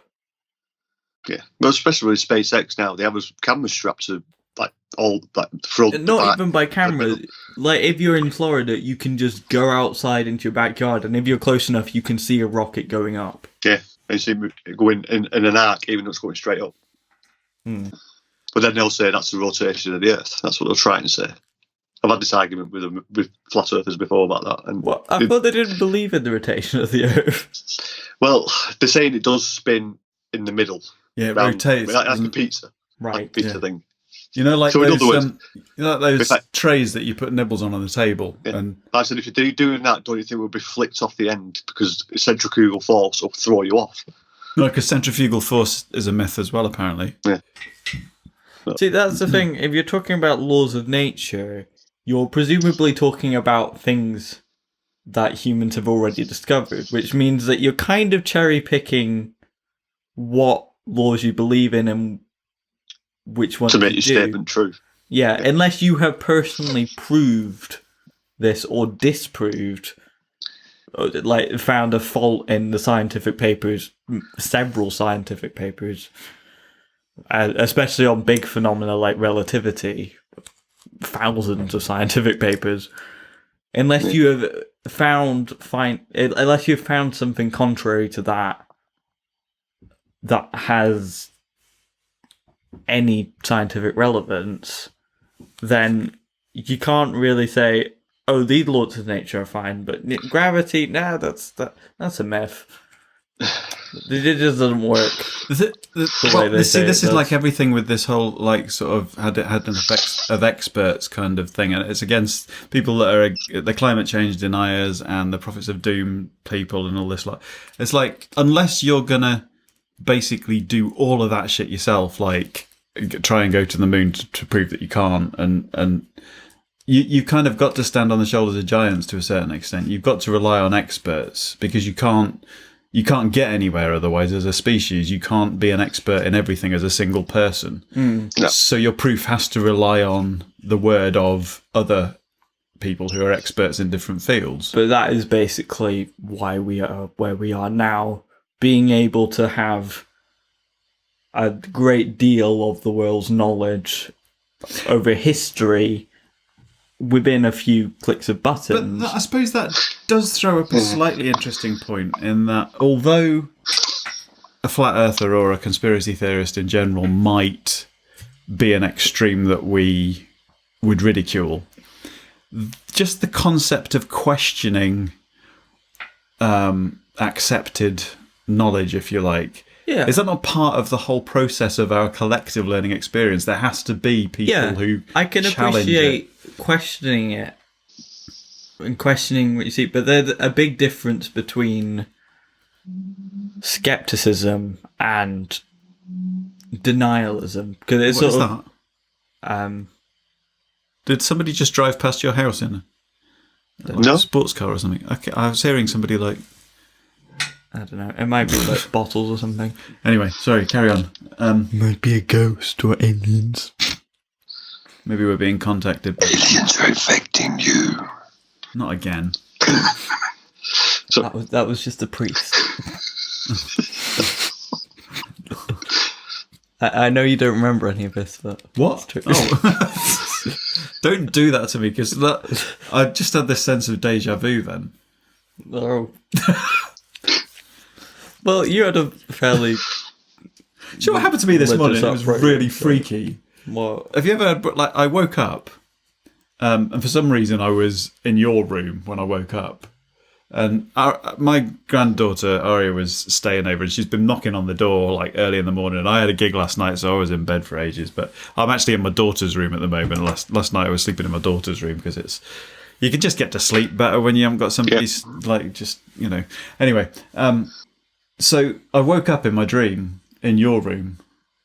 And I was really confused because I was like, I'm sure Aria was knocking on the door. I'm sure I was in Nienna's room. So I had that confusion going on in my dream. And then I woke up for real in Nienna's room. Right. So it was like, anyway, carry on. That wasn't a very interesting story. I apologise to the world in general. You know what I mean? You should Have you be ever ashamed of yourself. woken up like thinking you're somewhere else, and been surprised by where you are, and then woken up again back in the place that you thought you were in the first place? I do that a lot in Florida. Yeah, like I've like woken up in a dream in my own bed and then gone and walked around the house and something's happened, and then I woke up in real life in my bed, and you just get really paranoid after that. It's like, am I about to start seeing two cats? Like a glitch in the Matrix sort of thing. Yeah, I know what you were talking about. Yeah. Well, just for anyone that's not seen the Matrix, because Nan didn't see the Matrix. She has seen it now. Well, she has seen it now. She hasn't seen 2 and 3 though, which I'm going to put her through. She won't understand any of it. No. That was my biggest problem with it. I think was like I found it difficult to follow some of the stuff with. Yeah, but you find like the most basic shit difficult. You find a okay. So what the fuck was the Merovingian then? And who were those two dreadlocked white dreadlocked guys? Who the fuck were they? They were the ghosts. Yeah. Well, they were actually computer programs, though, weren't they? Yeah. So what kind of computer programs were they? And who's the key? Not the Keymaster. That's Ghostbusters, isn't it? Yeah. The Keymaster of Cleethorpes. That's it. I guess if the Keymaster was not. He's the what is it? He's like the CPU, and he's the guy who runs it all. And Yeah. I mean, it's the figure put in by the people who built the program.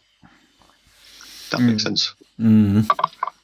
So it's sort of kind of a safety switch, I guess, if it was by the humans that programmed it. Are we talking about now the Merovingian or the Keymaster? The Keymaster. I can't remember. What is the Merovingian? I can't remember. I thought the Keymaster was just an encryption program. Maybe. I don't know.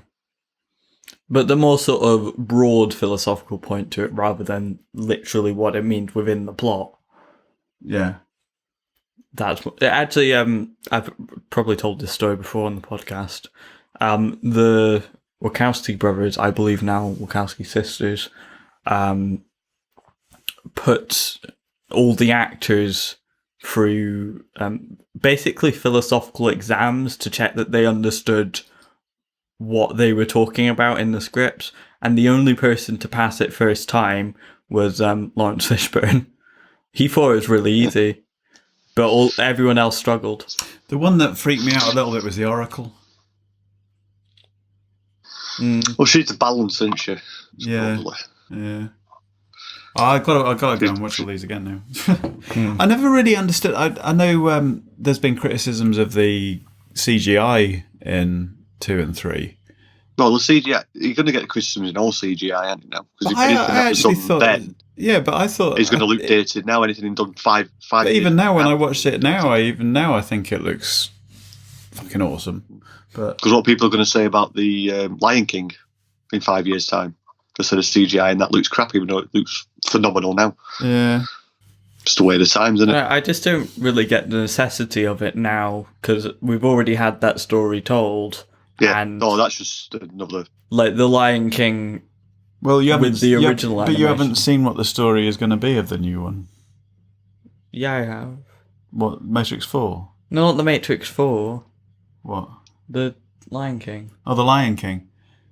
Oh, yeah, but We're just going is off. that we're going off different is that a tangents reason there, not to do something though? Because you don't have to do it. I mean, that's what art is. Art is doing something that doesn't have to be done. No, but it's sort of like it's just it should be doing something new, I guess. Instead of being made to just make more money for the It was just Fat to Cat make and the Aliens. money by the looks of it, to me. Okay. Well, I think there's a lot of artists that were involved that would probably be quite insulted by Yeah. that. But Like, it's good that they can do that. It's just from like a narrative perspective. Like, I found it quite difficult to tell the different animals apart. what I by found the looks of it. really, really appealing about it was that it felt like a David Attenborough kind of documentary.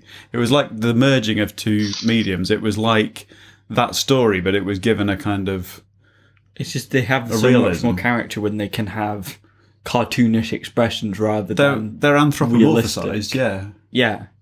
But maybe some people would like to see a different version of. Although, story. I mean, some people would say it is just a retelling of Hamlet anyway, so what's the harm in doing it in a different medium?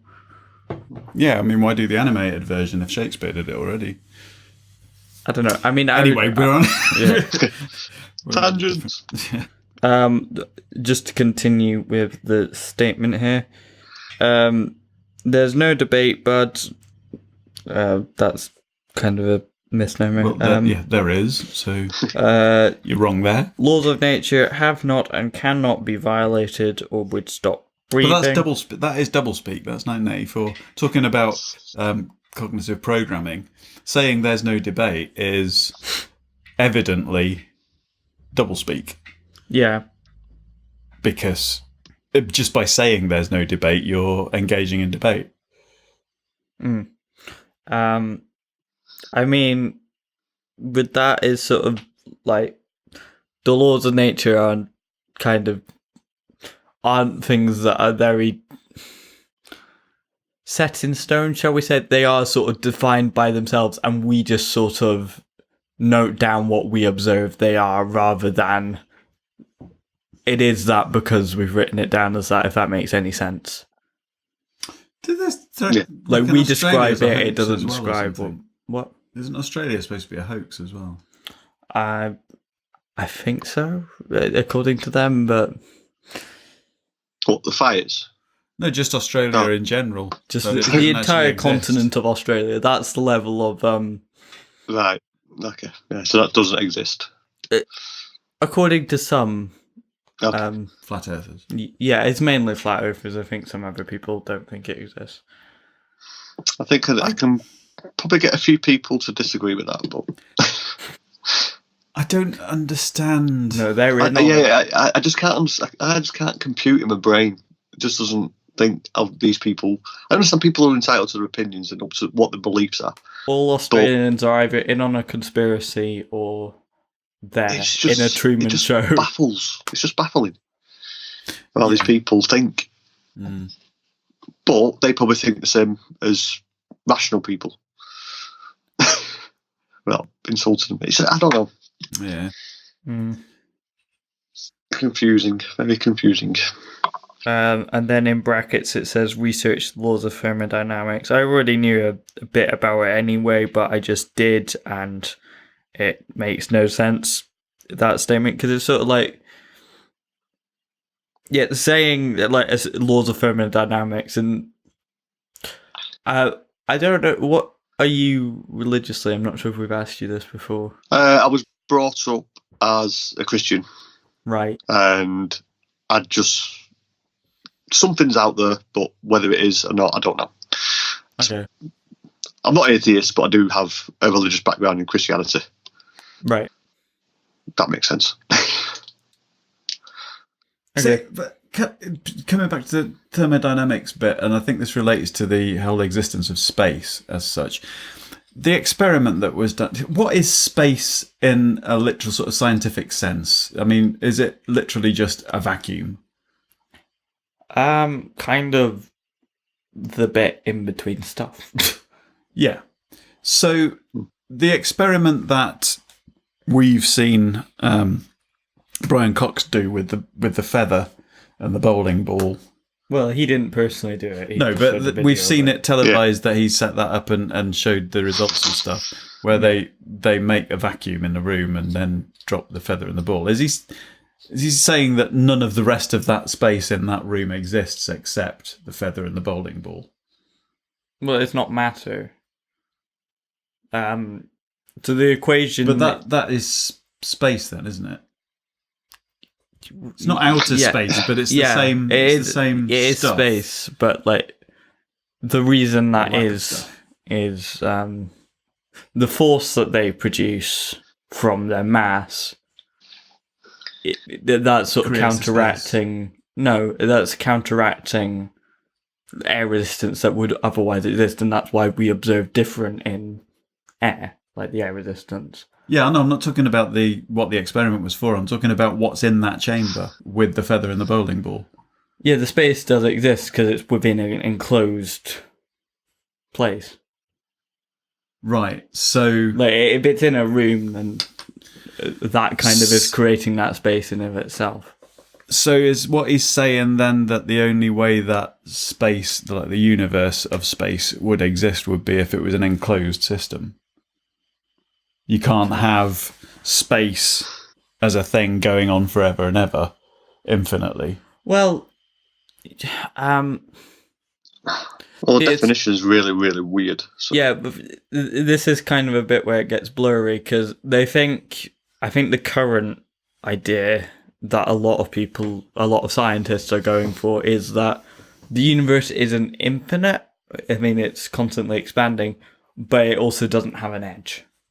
Because it sort of wraps around on itself. If you imagine it sort of like a donut. Well, the first few words of it say space is a boundless three-dimensional extension in which objects and events have relative position and direction. But then, I mean, when you say boundless, is that not in concept? Is that not a similar thing as saying that the Earth is edgeless? But like I said, it goes into more where it says space is inside of things in between different objects. Yeah. So it kind of fit inside each other. So space is inside of space. When you say about the ball and feather, yeah. The space is inside the building. Right. It's also inside the space that we're everywhere. So even in this very room, even though it's obviously not a vacuum, there is space in between the molecules of air, or even between the atoms within. Am I not right in thinking that actually there's more space than anything else? Yeah. Yeah. Space is everywhere. There's very little stuff by percentage in the universe. Yeah. But a lot of what holds it together, it's all the energy, isn't it, that's involved, that kind of keeps that very little stuff cohesive. Well, that's by the mass. And, well, getting on to the second law of thermodynamics thing, basically the reason that we have mass like on a universe scale, like from the expansion of the Big Bang, is because of the quantum gravity. Well, this is what we say. Jesus Christ. Because quantum mechanics only matters when things are very dense or very massive, if that makes sense. Like my brain. Like black holes and the Big Bang is basically the only place that it has any real worthwhile measuring effect. And that's basically because of the imperfections at the start of that, why there's little clumps of mass now. But if the second law of thermodynamics wasn't a thing, and there weren't those little imperfections, the universe would just be the same in all directions, but it's not that, obviously, because we don't have perfect symmetry, even in this room. So, like, not everything's the same in this room. That's why it's confusing that he uses the second law of thermodynamics to make space not exist, because that would be the most disordered state. What this brings me to something that really, I think, is the thing that annoys me the most about this kind of thinking, the flat Earth way of thinking, is it not amazing enough that everything we are, everything we experience, everything that we know is just a natural flow of what has become of our evolving universe? Even the fact that we're sat here doing this podcast is a naturally evolving artifact of our universe. Is that not amazing enough to... The fates have aligned to make this podcast. To not have to resort to making shit up? But some people just get bored of it all, I guess. How can you get bored of that? I would guess ignorance, but a lot of them do actually know their shit beforehand and then go, actually, no, I don't like it anymore. I don't know. I think a lot of it does come down to religion, but that's not all of it. And these people have votes. I mean, do you have do you have anything else to bring up? Because it feels not like really. The conversation's sort of petering off now. Yeah, no, I think you've covered everything with aliens. Except, I am one. Sorry. Just tear off the face mask. It's just a lizard. That would be the start of a really good podcast. I mean, that would be where the discussion would start, really, isn't it? Yeah. Just go through the rest of this message. To be honest, I'm a little bit confused by the rest of it.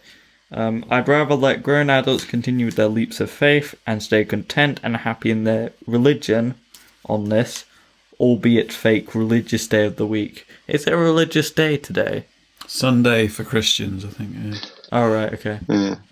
I don't see why... I don't know why it's Sunday, but... Space and aliens is connected to... Well, the Jews had religion. Saturday already, so... Well, it was Friday booked up a working week. Yeah, well, Monday to Friday you're all at work, so Christians said, well, we'll have the other weekend day, so... Yeah, to be honest, that bit just, I'm not really sure of that. Happy in their religion on this.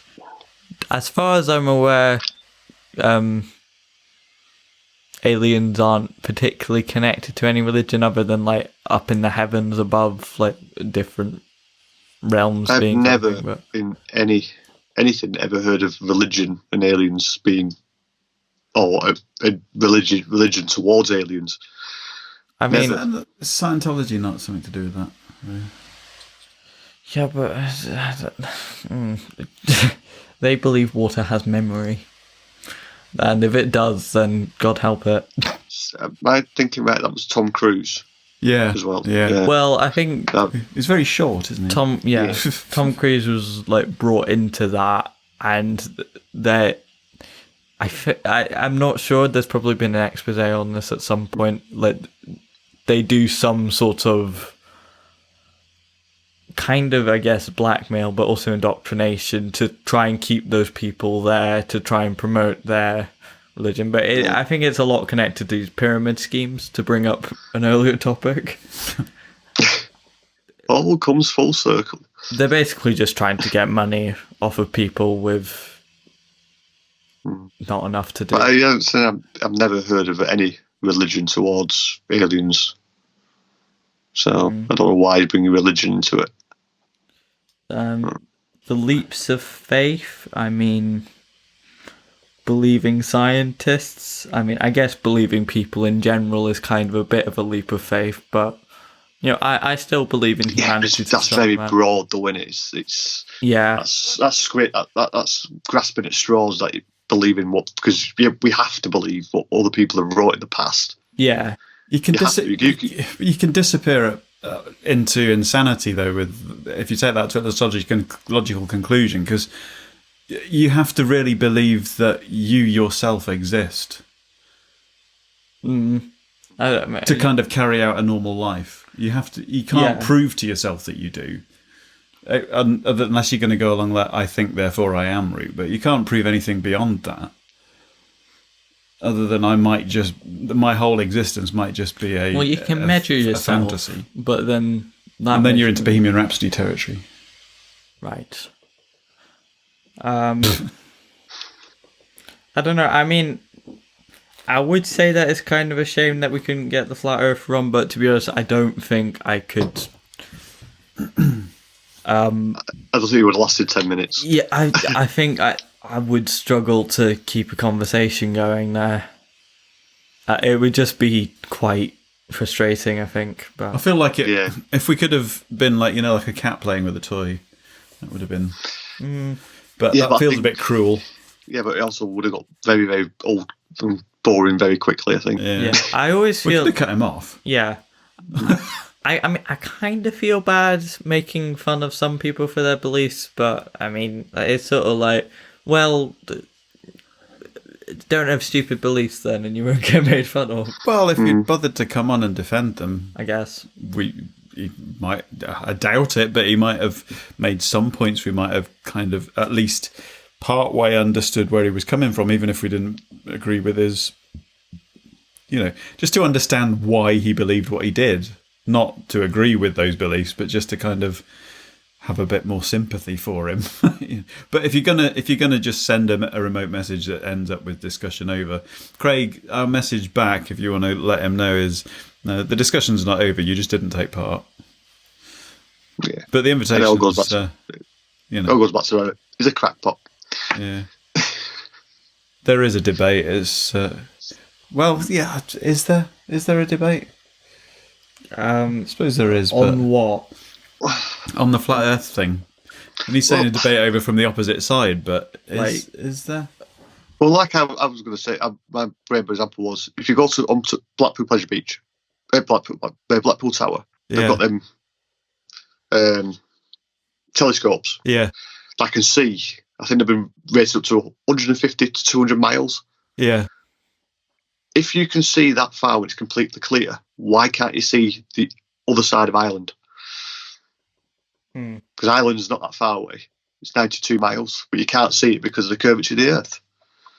It's just an horizon. There's nothing there. And I think that's one of the things that I find difficult. I don't think people get their heads around. If you lived on a flat plane and there was no edge, if you like, if there was no horizon, would it look like you were on the inside of a globe? Because the land would just keep going into infinity, and do you know what I mean? I do believe it did say that the windows on aeroplanes are convexed to give you that feel, to give you that where it's at. You see the horizon when you're at 38,000 feet. You can see because when you're that high up, you can see the curvature of the Earth. Yeah. Through the window. Did he have any explanation for the difference in distance between the top of the Forth Road Bridge towers and the bottom? Yeah, that's something that they had to factor in engineering that. Yeah, it's kind of like that, isn't it? Yeah. Like that. I can't remember which way it is. So much that. I mean, it just how can does he use a sat nav? How can you use a sat nav and not believe space exists? Well, for example, the mobile phone is using. If he sent that from the US, how's it got across without it being bounced around? I don't know if he is. Is he from there? I don't know. I thought he was a friend of Craig. Is he using telegraph lines or something? Probably. I don't know. How do these people think this works? I suppose it's genuinely interesting that we are spending this much time discussing it. It just baffles me how seemingly, at least vaguely coherent people can believe this. But then again, when you look at the rest of what's going on in the world, it's not actually that surprising. It's not. Yeah, I mean, when you've got the most powerful man in the world standing up at a global conference saying that climate change is nothing to worry about, it's kind of, I suppose. Yeah, but I think he's in his own little bubble at the moment, isn't he? So yeah, but you know what I mean. That is just bizarre. I mean, you can argue who the most powerful person in the world is, but like effectively, Trump kind of is, and he's a reality TV star and a failed businessman. That's the like the first person that aliens would probably look like coming to the Earth, like intelligent aliens. He could be an alien. He could be. He could be the alien. He could be our test. Bring her down. He could be our test to see if we're smart enough to join the Intergalactic Federation of Whoop-Ti-Da. Whoop-Ti-Da. I don't. No, I don't care. I think we should bring it to a close. He could be our test. If people voted for that person and still, like this next election, you know, maybe they'll just like, yeah, that planet's better off dead. Let's just leave it to its own devices. So the Simpsons did it, didn't they? Kang and Kodos took over as the president and the Secretary of State in America. It could be Kang and Kodos from the Simpsons. See, you saying that about Matt Groening earlier. I do keep seeing these memes come up about the predictions that he made. And I must admit, I don't know the Simpsons well enough. I tend to kind of pass over them. It does something, but people have done the memes in the wrong context. Right. They've taken a scene from a modern Simpsons one that's happened recently, and made it look like it's from earlier on before. I was going to say that's why I took them with a bit of pinch of salt. But they did predict that the Rolling Stones would still be on tour. Yeah, how is Keith Richards still alive? With how is a lot of these? A lot of expensive healthcare. A lot of these rock and roll stars are still alive these days. We're approaching the 2-hour mark on our recording. Oh, let's go. Oh, yeah. I don't know, this is a bit of a subject where it's just kind of a bit of a fun one, to be honest, where we can just go a bit weird. Yeah, Alien Stroke Tangent City. Do they? What? So it's Alien Stroke Tangent City. Started about aliens and we just went off in all directions. Bit like space when it blows up. What do you think of the three-breasted alien in what was it in? And I saw it in triple-breasted whore of. Isn't it a Hitchhiker's Guide thing? A triple-breasted? No, yes. It's Total Recall. Yes. Is it? Oh, there is a three-breasted alien, in Total Recall, yeah. Right. And we had one in our pantomime at Christmas as well. Sorry. That's a weird thing to have in a panto, considering it wasn't an alien. Mainly for kids. But did you ever think that? You've been to Huntley, though, haven't you? But you never realised the guy in Total Recall who said, "I wish I had 3 hands." The taxi driver. He actually did have 3 hands because he had an extra arm underneath. When he revealed that he was an alien. Do you know yeah. Ah, see. You learn something new every day. I do. What did you think of the Total Recall remake? Never watched it. No. I might do. It's on Netflix, so I might watch it. As a film on its own, I think if you don't try to compare it to the original, that's the thing. You've got to look at them as a separate entity. It's like the new Aladdin. I actually enjoy that. Yeah, but it does have a nod or two to the original. So, any final notes? Don't. Yeah, the rest of the civilization. You'll see why. Yeah, I'm hoping to get the uncut version of Valentine's Special up maybe tomorrow, the next day or two. probably watch that Tuesday then. Everybody else will have to get onto it at some point. Yeah, so be a patron. No, well, 14th of February. they'll get When onto I've it. edited it. So I'm a bit behind at the moment. Not as behind as me with the anniversary special. No, that's nearly a month late. Yeah. I'm doing it. I've started it. Right. Left. So, are we ready to do the outro? I think so. Yeah. I've been Firebolt. I've been the Orbiter. And I've been Simon. Shit. Miss me. What? I don't exist. Yeah, you do. No, because what am I supposed to orbit? Oh shit. Sorry, you have to fade into the cosmos. Or the non-existent cosmos. You have to fade into, I don't know. Am I just a floater? Yes. You are a floater of a human. I don't know if there was enough of a break there for me to make that the outro. The outward bit. No, this is just a continued ender. goodbye. Oh, is it? Okay. This is the outro. Have we finished yet? And now's the bollocks.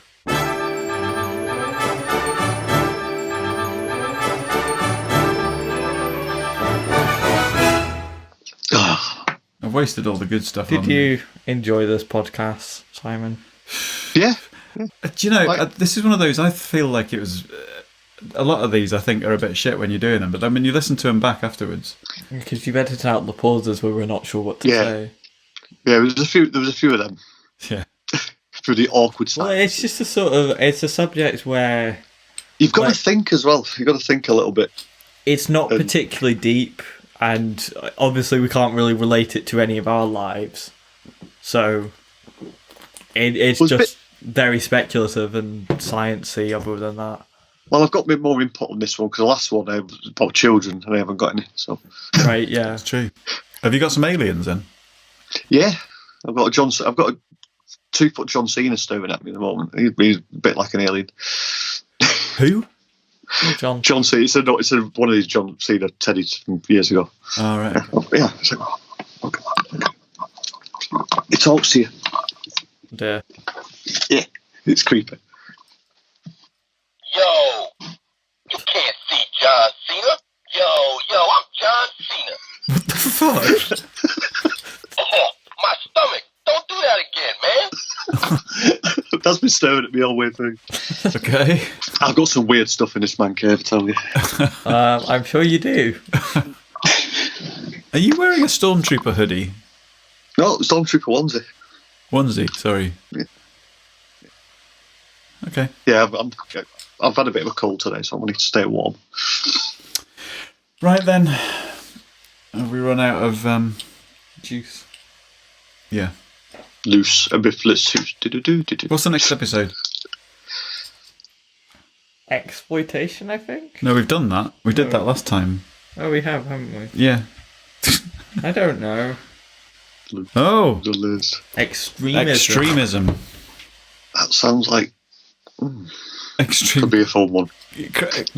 Yeah, Craig complains that our subjects are miserable.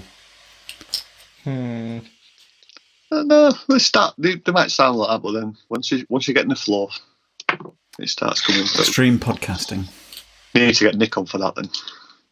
Yeah, we should actually get him on for something sometime. Right, I'm gonna cut you off now and slag you off in the end bit. Yeah. So you've got something to listen to. Bye. Bye.